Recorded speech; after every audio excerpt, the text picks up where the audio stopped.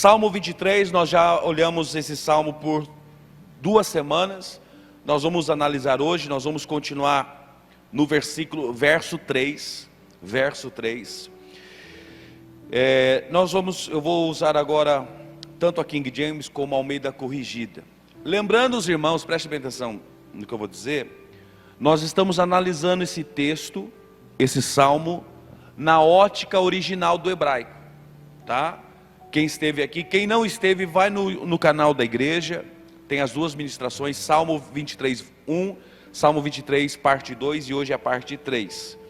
Eu coloquei no grupo da igreja, no WhatsApp, o PDF do esboço que eu uso, está lá no grupo da igreja. Então vamos lá, o verso 3, como eu disse, Salmos não tem versículo, é verso, e não tem capítulo, né? Por ser hinos. Então, Salmo 23, verso 3. Refrigera a minha alma, que nós falamos, né? E aí vem, guia-me pelas veredas da justiça, por amor do seu nome. Amém? Refrigera a minha alma, guia-me pelas veredas da justiça, por amor do seu nome. Na King James diz assim: restaura-me o vigor e conduze-me nos caminhos da justiça, por amor do seu nome. Na Bíblia, que tem a linguagem de hoje, diz assim: o Senhor renova as minhas forças e me guia por caminhos certos, como Ele mesmo prometeu. Vamos lá. Primeira verdade que eu quero trabalhar com você nesse verso 3. O salmista Davi diz: guia-me. Quando ele está dizendo guia-me, está bem claro para nós. Ele está dizendo que a ovelha deve ser guiada. Fácil compreensão, não é isso? Davi está nos instruindo, Davi está nos mostrando como deve ser o proceder da ovelha e nós como crente. Qual é o proceder?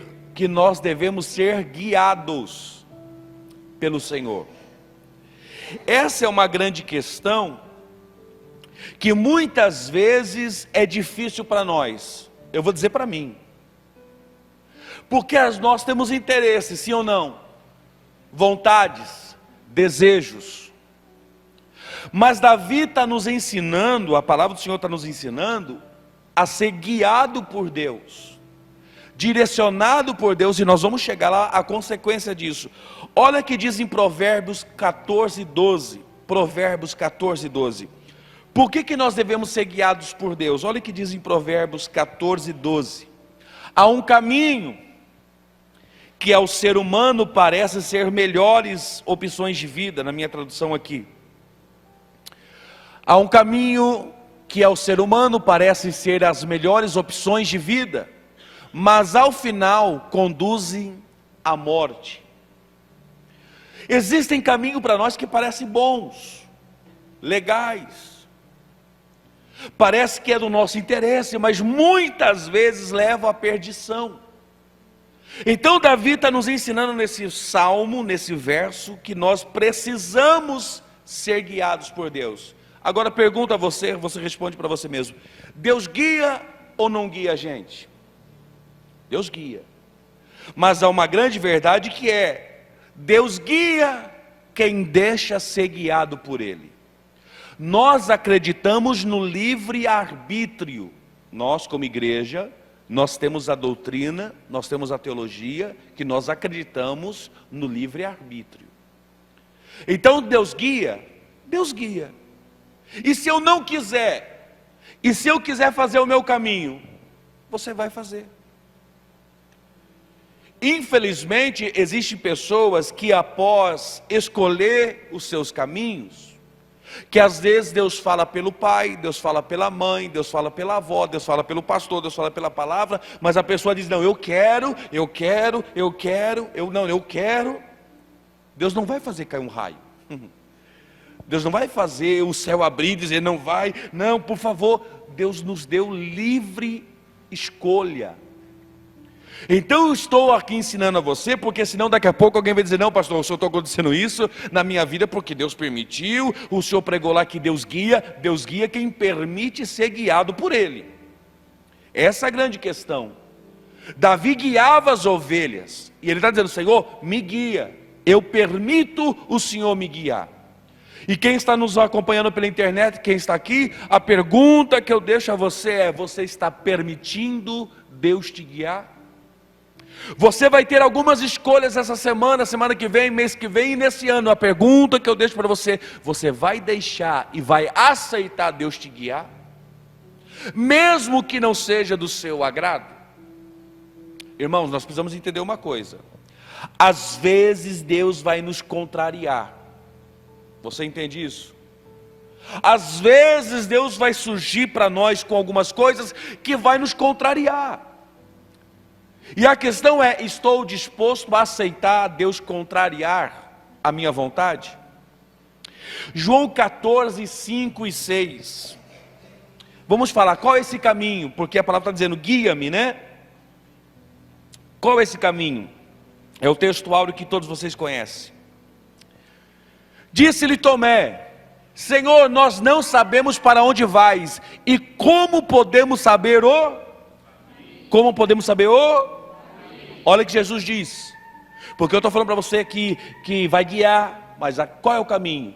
Tomé disse: Senhor, qual é o caminho? Jesus disse: eu sou o caminho, a verdade e a vida.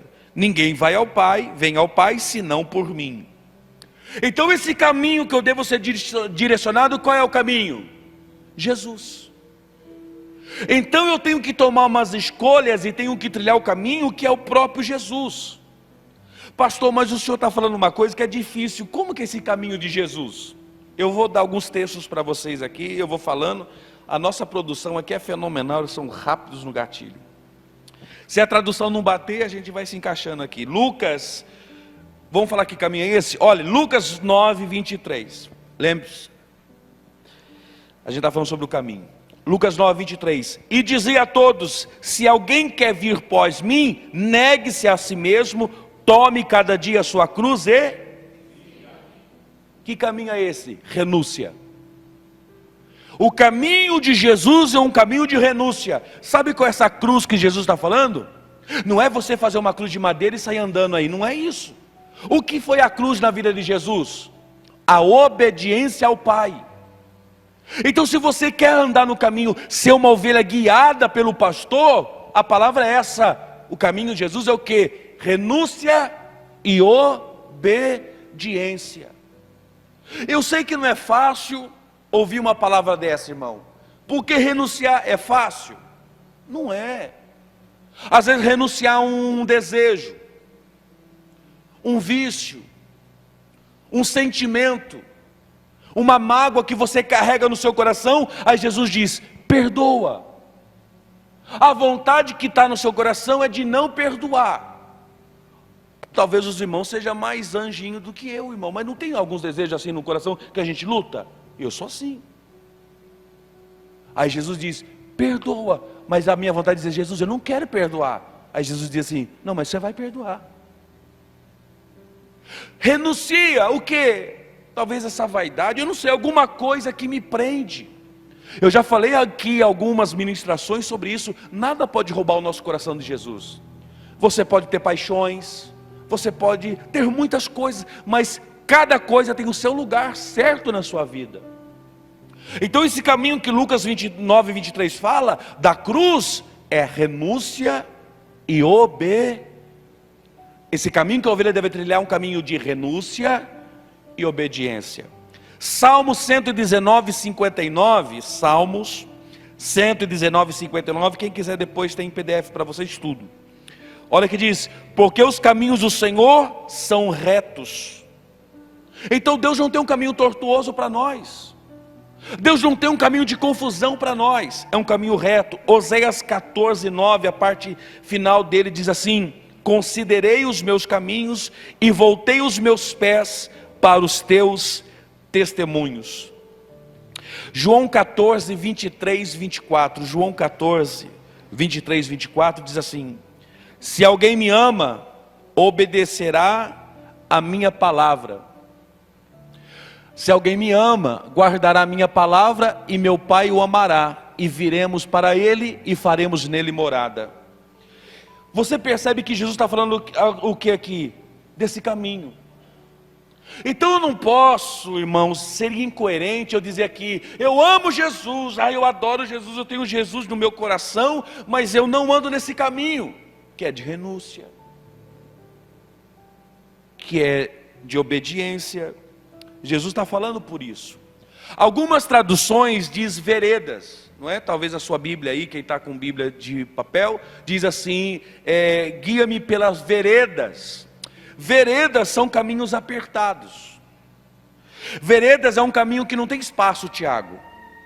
O que Jesus está falando? Que nesse caminho, nessa trajetória que nós vamos com Ele, não tem muita bagagem para levar.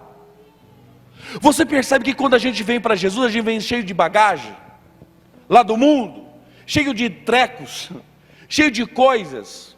Aí Jesus diz, para seguir a mim, você deixa tudo e pega a cruz, a obediência e vai. Então quando nós vamos estar sendo guiados pelo Senhor, o Senhor vai nos levar a caminhos estreitos. Até para você dizer amém, eu sei que é difícil, irmão, mas o caminho de Jesus é um caminho, o caminho de Jesus é um caminho, eu sei que tem gente que quer largar, deixar largo, mas não é. O caminho de Jesus é estreito. Irmão, e preste bem atenção, porque na minha infância, quando falava assim, o caminho estreito, sabe do que a gente falava? Não pode ter barba, e pode fazer isso, roupa, é muito mais do que isso. A gente está falando de roupa, de barba, de saia, de cabelo. Nós estamos falando de um viver, de um comportamento. Jesus vai nos levar num caminho estreito, aonde nós vamos olhar para Ele, quem está indo na frente? O pastor, o Senhor, não é? Porque a palavra está dizendo, guia-me. Quando você diz guia-me, é porque Ele está indo na... Então é tão estreito esse caminho, preste bem atenção, que Ele está indo na frente. Então algumas bagagens da minha vida não vão caber. Algumas bagagens que eu estou trazendo lá do mundo, não porque eu sou assim mesmo, eu sou assim, não vai caber, você vai ter que deixar isso.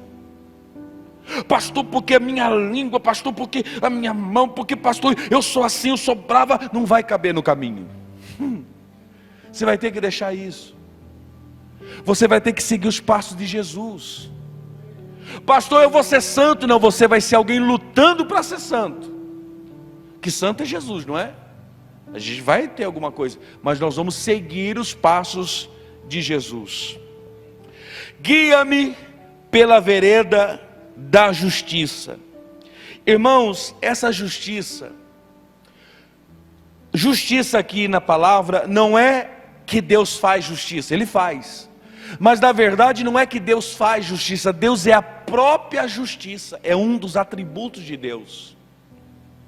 Essa justiça a gente pode analisar mais outros dias, porque seria muita coisa para nós estarmos falando. O que eu acho interessante é que o verso 3 diz assim: leva-me pela vereda de justiça por amor do seu nome. Na verdade, se você for ver no original hebraico, no original eu não coloquei hoje em print para vocês, mas a palavra amor no hebraico não é essa palavra amor. Na verdade, a palavra que está ali, a mais próxima no português, seria consideração. Então seria mais ou menos assim: por consideração ao seu nome. Só que essa palavra é muito carregada de emoção e respeito, então se coloca como amor. Mas o que o salmista está dizendo, que eu acho tão interessante aqui, que ele está dizendo assim, por amor do seu nome, não pelo amor de Davi. Quem está entendendo isso? Está entendendo? Olha o que ele diz: por amor, Senhor, guia-me. Ele começa dizendo, refrigera a minha alma, guia-me pelas veredas da justiça, por amor do seu, não pelo amor de Davi. Você está entendendo que não é sobre Davi, é sobre Deus? Davi está dizendo assim: Deus, o Senhor vai fazer tudo isso não é porque eu mereço, porque eu sou uma ovelha boazinha, porque eu sou uma ovelha bonitinha, mas pelo amor do seu nome. Sabe o que Davi está dizendo para nós? Da misericórdia de Deus. Por causa da misericórdia de Deus, do amor de Deus, Ele vai te guiar. Eu vou dizer de novo, por causa da misericórdia de Deus. Quando eu olho para mim, irmãos, eu posso ser pastor, eu posso ter uma credencial, eu posso pregar todos os dias, mas quando eu vou fazer uma autoavaliação da minha vida, eu tenho falha. E talvez eu seja daqui dos irmãos o mais errado, o que tem mais problema, que tem mais falha. Então eu não posso chegar para dizer, Deus, por amor a mim. O amor de Deus é tão grande que pelo amor dele, a misericórdia dele, Ele vai me levar em justiça, Ele vai me levar em misericórdia. Estou dizendo para você hoje, mesmo com essas falhas e esses erros, pelo amor do Senhor, Ele vai conduzir você. Eu vou dizer, Deus vai conduzir você por amor ao seu nome. Aleluia. E aí o salmista vai dizendo, ainda que ande pelo vale da sombra e da morte. O que eu acho interessante é esse ainda que. Esse ainda que seria provações. Então preste bem atenção que Davi está dizendo que mesmo o pastor guiando vai ter. Ô irmão, eu já falei isso aqui. Não é porque o Senhor vai nos guiar que não vai ter problemas. Perceba que Ele diz, refrigera minha alma, guia-me pela vereda de justiça, por amor do seu nome. E aí Ele diz, ainda que. Então mesmo sendo guiado pelo Senhor, teremos dificuldades, teremos situações ou momentos difíceis. Sabe por que Davi está dizendo isso? Preste bem atenção, isso aqui encheu meu coração quando eu estava anotando. Quando Davi está dizendo, ainda que eu andasse pelo vale da sombra da morte, não temeria mal algum. Preste bem atenção em mim aqui. Por que Davi vai dizer isso? Davi está falando para nós, que o Senhor é meu pastor e nada vai me faltar. Que Ele refrigera a alma, que Ele guia. Aí por que Davi no verso número 4 ele fala, ainda que? Se toda a ideia do Salmo é Deus guiando, eu vou falar de novo isso para você prestar muita atenção nisso. A ideia desse Salmo é uma ovelha, olha para mim, uma ovelha que o pastor está dizendo assim, vem por aqui. Aí no verso 4 Davi diz, ainda que eu ande pelo vale da sombra da morte. Existe aqui duas possibilidades. A primeira, uma ovelha que foge. Já leu lá em Lucas, quando fala da ovelha perdida? Então tem ovelha que perde. Mas aqui não, né irmão? Aqui não tem ovelha teimosa, aqui não. Aqui é tudo ovelha obediente. Então tem duas circunstâncias. Primeiro, a ovelha que foge.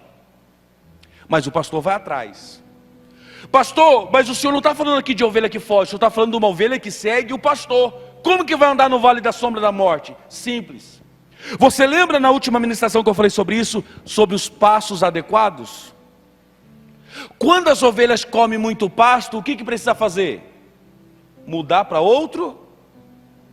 Esse vale da sombra da morte entra nesse momento. Quando o pastor, redobra sua atenção, chama todas as ovelhas, e ele começa a andar para achar novo pasto e levar a ovelha para algo novo. E aí quando ele vai andar para algo novo, pode ver a geografia da onde foi escrito esse salmo, tinha vales. E nesses vales tinha precipício, tinha lobos, tinha até ladrão. Então quando o pastor ia trocar de pasto, eles iam passar por esses vales. Era um momento de transição. Eu queria que você entendesse isso, que o pastor está levando eles para um vale. E você vai ver isso em Ezequiel 37, Deus leva o profeta para o vale. Você lê lá quando Jesus sai da água do batismo, que Deus leva, o Espírito Santo leva Jesus para o deserto para ser tentado. Então estou pregando para você hoje, que talvez você esteja vivendo isso, ou você possa viver isso, que em algum momento Deus vai levar você para o vale. Pastor, é ruim ouvir isso, eu sei que é. Porque tem prova que a gente pega com a mão, sim ou não? Eu sei que não aqui, irmão. Você é muito sábio, você não faz isso. Mas tem prova que a gente procura. A gente pega com a mão. Aí não tem jeito. Mas tem prova que Deus vai colocar você. Se não tem aleluia, pode dizer, ai, tá tudo bem, irmão, é verdade. Deus não prometeu que vai dar sua bênção. Deus às vezes vai te colocar no vale. E a resposta eu já vou dar para você. Por que, pastor, então, se Deus está guiando a ovelha, Deus leva para o vale? Pastor, por que Deus leva para o vale? Porque para vir algo novo, tem que deixar o velho. Para algo velho sair da sua vida, ou melhor, para algo novo vir, Deus vai tirar o velho. É um momento de transição. Eu vou explicar melhor. Então, quando o problema vem, é sinal que está vindo algo novo. Vou falar de novo. Quando vir o problema na sua vida, é sinal que o pastor está dizendo, vem por aqui, olha, vamos entrar para o vale, mas eu vou direcionar você para algo novo. Se você veio aqui hoje passando um momento difícil, um vale, transição, é o pastor dizendo, fica tranquilo, é o vale da sombra da morte, mas eu estou levando você para algo melhor, para algo novo. Receba essa palavra em nome de Jesus. O pastor está levando você para algo novo. Oh, aleluia, eu estou sentindo a presença de Deus. Eu vou dizer de novo sobre a sua vida, sobre a sua casa, sobre a sua família, sobre os seus filhos, sobre os seus bens, sobre os seus sonhos. Deus está levando você para algo novo. Mas o problema, eu já falei sobre isso, mas eu preciso dizer de novo. O grande problema da transição é o medo que gera no nosso coração, o medo do novo. Ontem eu falei sobre isso em Itu. O medo do novo. O povo, quando estava no deserto, ou melhor, indo para o deserto, indo para a terra prometida, atravessar o Mar Vermelho, o povo falou assim, ai, é melhor a gente ficar aqui, por medo do novo. Não tenha medo do que está vindo para a tua vida, Deus está no controle, aleluia. Então, quando aqui o pastor vai levar as ovelhas para algo novo, vai ter o vale. Então você vai mudar o discurso. Esse problema que veio é porque Deus está trazendo algo novo para a tua vida. Esse pode ser o sinal que tem coisas novas chegando para a sua vida. Agora, preste bem atenção nisso. Pare de insistir com coisas que Deus está tirando da sua vida. O pastor sabe mais que a ovelha, sim ou não? Para culto da palavra da fraga, o pastor sabe mais que a ovelha, sim ou não? Sim. Deus sabe mais que você, sim ou não? Sim. E por que a gente teima com Deus? O pastor está olhando o pasto e dizendo, vai acabar, aqui não dá mais. Ovelhas, vem para cá. Aí tem ovelhinha cabeçuda que fica, mas aqui eu gosto, é desse jeito, é ele, é ela, eu gosto daqui, não, eu quero assim. E o pastor diz assim, eu tenho algo melhor para você, deixa. Então pare de querer, quem está na internet, quem está me ouvindo aqui, pare de querer ficar onde Deus já te tirou. Pare de insistir com coisas que Deus tirou da sua vida. Pare de querer costurar coisas que Deus já rasgou. Deus tem algo novo para você, oh aleluia. Deus tem algo novo para você, e o que virá não se compara com aquilo que já saiu das suas mãos. Você está chorando por coisas que saíram, mas Deus está dizendo que eu vou trazer para a tua vida, não se compara. Você pode adorar a Deus por isso. Então todas as vezes que Deus te levar para a vale, é porque Deus tem algo. Era assim uns 20, glória a Deus, irmão. Pode ver, Deus pega Jesus e leva para o deserto. Depois do deserto, o que começa? Ministério de Jesus. O povo vai para o deserto, depois que vem? Terra prometida. Então você deveria mudar o discurso, porque essa prova que você tem é sinal que está vindo algo novo para a tua vida. Oh, bendito é o nome de Jesus. Aí ele diz, vamos lá, o verso 4. Diz lá, ainda que eu andasse pelo vale da sombra da morte, não temerei mal. Diga, não temerei mal algum. Profetize para a sua vida, não temerei mal algum. Não temerei mal algum. sabe o que eu estou pregando para você? Proteção. Vou dizer de novo, proteção. Vou dizer de novo, proteção para a tua casa, proteção para os teus filhos, proteção para o teu negócio, proteção. Você não vai temer. O Senhor é o meu pastor e eu não terei medo. Aleluia. Esse Deus que te levou é esse Deus que Deus vai te guardar, Deus vai te proteger. Não sei o que te aguarda em setembro, outubro, novembro desse ano ainda, mas Deus está dizendo, eu vou te proteger. Aleluia. Tire o medo do seu coração. Você está debaixo da proteção de Deus. Em nome de Jesus, tire o medo do seu coração desse exame, dessa prova, desse desafio, dessa questão financeira. Assim diz o Senhor, você está debaixo da proteção do pastor e nada te faltará. Por que, pastor? A resposta está aí. Não temerei mal algum. Por quê? Deus está com você. Não sei se o advogado está com a sua causa, não sei se o tratamento está dando certo, eu não sei, mas o Senhor dos exércitos está conosco. O Deus de Jacó é o nosso socorro, o refúgio. Eu estou dizendo que Deus está com você no meio desse vale da sombra da morte, no meio dessas notícias ruins, no meio dessa expectativa adversa, no meio desse momento adverso. O Senhor te trouxe aqui nessa noite para dizer, eu estou com você. Bendito é o nome de Jesus. Pastor, Deus está comigo, Deus está. Mas você percebe que quando Ele está dizendo isso, porque tu estás comigo,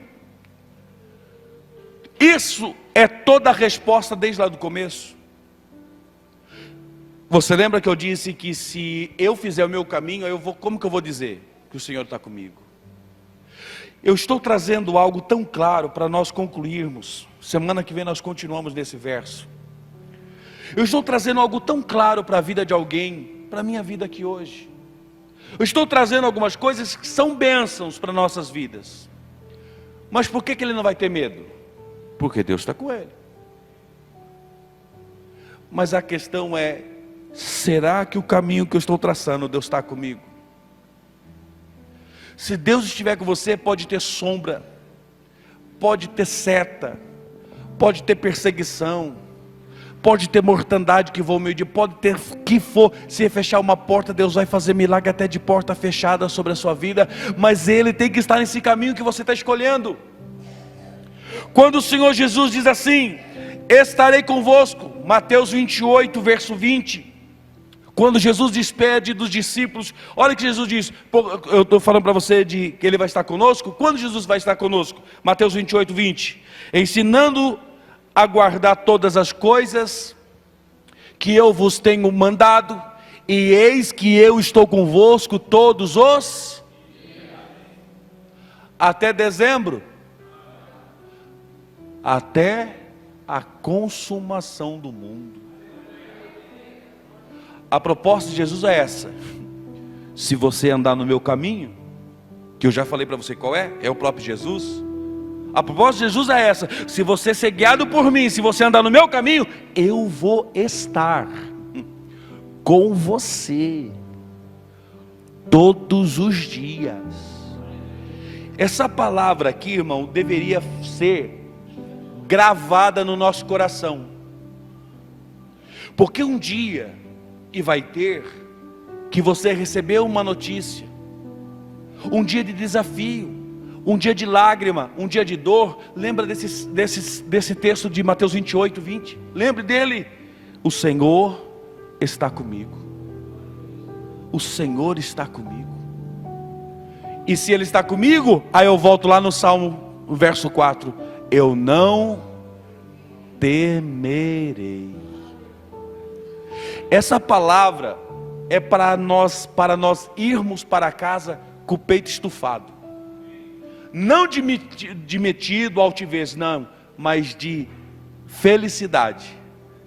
Qual é a felicidade? O Senhor está comigo. E aí, eu não temerei. Por isso, Nós temos textos que diz: ainda que os montes se abalem. Pode vir a CNN dar notícia que o Brasil vai pegar fogo, nós não temeremos, porque o Senhor está conosco. Pastor, mas eu fiz a conta, mês que vem, pastor, não vai fechar. Eu não sei como que vai acontecer, se vai cair do céu ou vai chegar na porta da tua casa, mas o Senhor dizendo: não temerei mal algum, porque eu estou com você. Oh, bendito é o nome de Jesus. Você vai hoje para a sua casa com essa coragem: o Senhor é meu pastor e nada me faltará. E mais o que ele diz: ele me guia pelas veredas da justiça por amor do seu nome. Não é pelo amor a mim, não é o meu nome, mas é o nome do Senhor. E ele vai me guiar, me guardar, proteger, mesmo até que eu ande pelo vale de sombra e de morte. Quando você sair por essa porta, seja hoje, amanhã, semana que vem, você sabe, lá fora tem um vale de sombra e morte te esperando. Não estou falando morte, mas problemas. Tem um vale te esperando. E para concluir, irmãos, você sabe, e eu disse, na semana retrasada, quando eu falei sobre o Salmo, quando que o diabo vai atacar? No momento de é na fraqueza, na fragilidade. Por que o ladrão ficava esperando no vale? Porque era o momento mais frágil. Então, quando termina o culto, amanhã, aquela pessoa que te afronta, os problemas que vêm, é para deixar seu coração vulnerável. E é nesse momento que o diabo vai querer atacar. Você já viu muitas pessoas que estavam conosco aqui, cantavam com a gente, tomava ceia, estou dizendo no âmbito geral, veio a aprovação, foi embora, não está mais aqui. Aí passa e diz: um dia eu volto, uma hora eu volto. Talvez alguém está me assistindo agora, você foi alguém que caiu no meio da provação, do vale da sombra e da morte. Mas se nós se apegarmos com o Senhor, nós entraremos pelo vale, mas sairemos do outro lado em o nome do Senhor Jesus.